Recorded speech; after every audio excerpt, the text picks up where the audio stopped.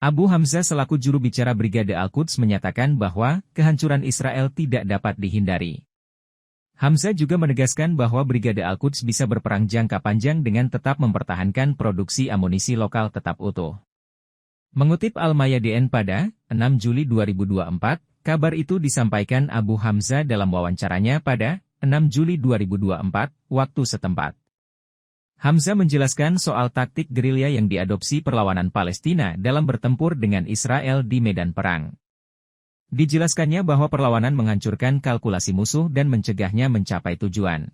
Dijelaskan juga oleh Hamzah bahwa pejuang perlawanan beradaptasi dengan geografi Gaza. Pejuangnya memakai lorong dan terowongan bahkan juga terlibat pertarungan jarak dekat. Ia menegaskan bahwa masa depan Israel hanyalah kehancuran, Zionis hanya akan disambut di neraka Gaza.